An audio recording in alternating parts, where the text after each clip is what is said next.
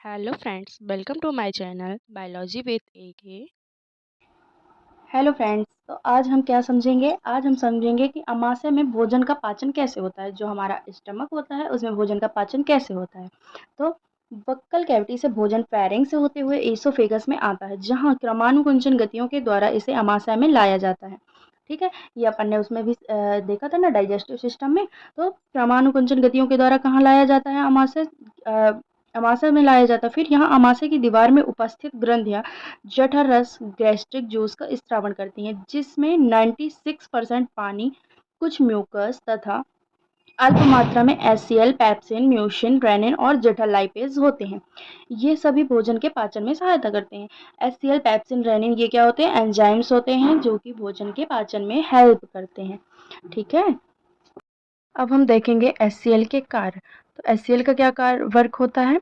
वक्कल cavity में आए भोजन का पीएच मान 7 होता है, जिसे HCl 3.5 से 1 पर ला देता है, जिससे क्या होता है? टाइलिन की क्रिया समाप्त होती है।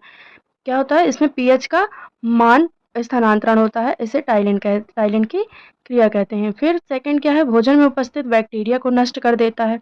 थर्ड, जठर रस में उपस्थित निष्क्रिय एंजाइम को सक्रिय बना देता है।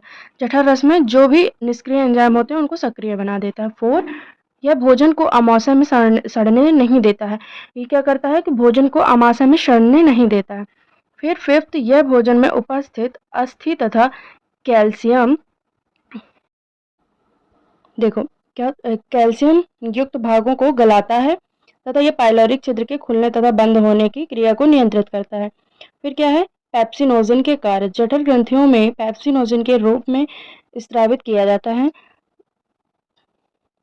यह इसकी निष्क्रिय अवस्था होती है। एचसीएल में इसे क्रियाशील अवस्था पेप्सिन में बदला जाता है।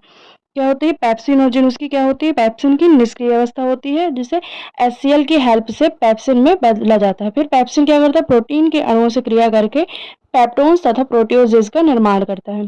ठीक है, फिर अंत में इसका विघटन अमीनो एसिड के रूप में कर दिया जाता है, जैसे कि आप इसकी केमिकल रिएक्शन भी देख सकते हो। पेप्सिनोजन ये निष्क्रिय अवस्था होती है। फिर HCl से अपन क्रिया कराएंगे तो क्या होगा? सक्रिय अवस्था बनेगी पेप्सिन। फिर प्रोटीन्स प्लस पेप्सिन को क्या करेंगे? अपन परिवर्तित करेंगे प्रोटियोजिस पेप्टोन्स में। ओके, रेनिन भी जठर रस से प्रोरेनिन के रूप में स्त्रावित किया जाता है। इसे भी HCl के द्वारा सक्रिय अवस्था में परिवर्तित किया जाता है। यह दूध में घुलनशील प्रोटीन कैसीन को ठोस एवं अघुलनशील कैल्शियम पैराकैसिनेट में बदलकर दूध को दही में परिवर्तित कर देता है। ठीक है, इसमें अपन केमिकल रिएक्शन के थ्रू भी समझ सकते हैं। प्रोरेनिन HCl, रेनिन प्रोरेनिन रहा, ये निष्क्रिय अवस्था हुई। फिर रेनिन क्या होगी? इसकी सक्रिय अवस्था हो गई। रेनिन प्लस कैसीन तो पैराकैसिन बना। पैराकैसिन प्लस कैल्शियम तो कैल्शियम पैराकैसिनेट। कैल्शियम पैराकैसिनेट प्लस पेप्सिन करेंगे अपन तो क्या होगा? प्रोटियोजिस पेप्टोन्स पॉलीपेप्टाइड बन जाएगा। अब जठर लाइपेज के कार्य देख लेते हैं अपन। यह कमजोर वशीय अपघटनीय एंजाइम है जो दूध की वसा पर क्रिया करके इसका आंशिक रूप से वशीय अम्ल तथा ग्लिसरॉल में अपघटन कर देता है। जठर रस क्या करता है? जठर लाइपेज दूध की वसा को आंशिक रूप से वशीय अम्ल तथा ग्लिसरॉल में अपघटन कर देता है। वसा का असली पाचन आंत में अग्नाशयी लाइपेज द्वारा किया जाता है। जो वसा का पाचन होता है वो अग्नाशयी लाइपेज के द्वारा आंत में किया जाता है। फिर जठर म्यूसिन के कार्य।